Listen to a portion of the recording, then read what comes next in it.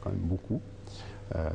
Et donc on essaie de collecter des documents. Donc on a un site internet sur lequel justement on essaie de collecter des documents et on publie les témoignages que nous récupérons. Alors les objectifs justement de l'association? Alors les objectifs, c'est commémorer la libération de la France et l'expliquer.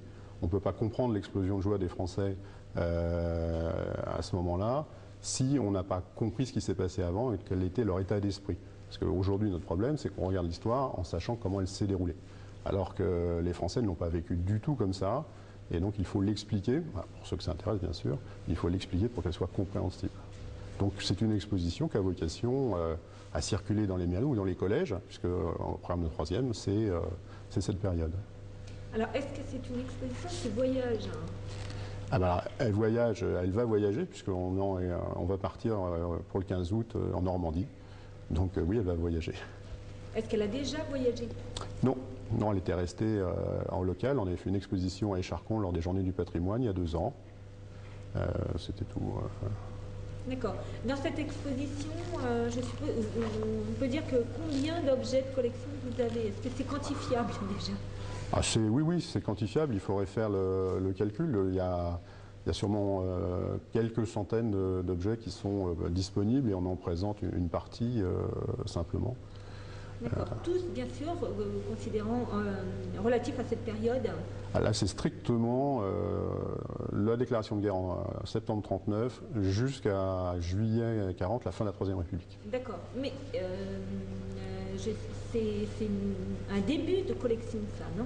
Oui. Ça va être décliné. Voilà. Donc en fait, l'exposition, c'est un triptyque. Hein.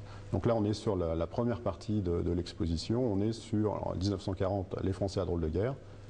Et on aura ensuite la France déchirée, cette période compliquée où les Français vont essayer de survivre, d'autres seront devenir des résistants, d'autres des collaborateurs.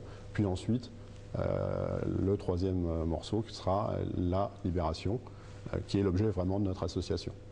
D'accord, donc ces 3 morceaux d'exposition, on va dire, oui. Réunis, seront exposés en Normandie cet été ou pas? Non.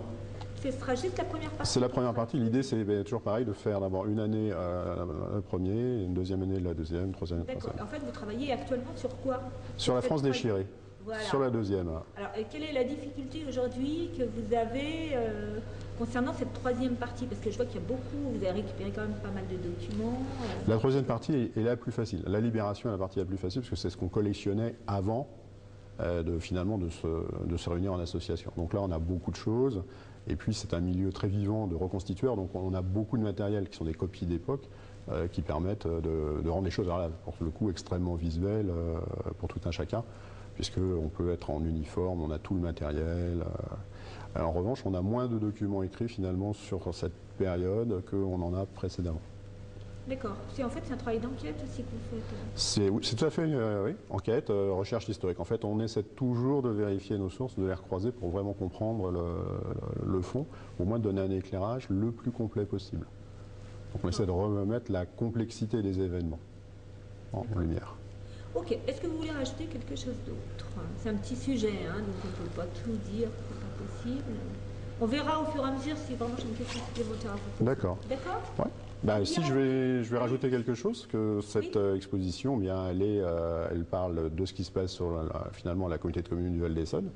Donc, si une mairie était intéressée, ou une association historique du Val d'Essonne, qu'ils nous contactent. D'accord, très bien, très bien.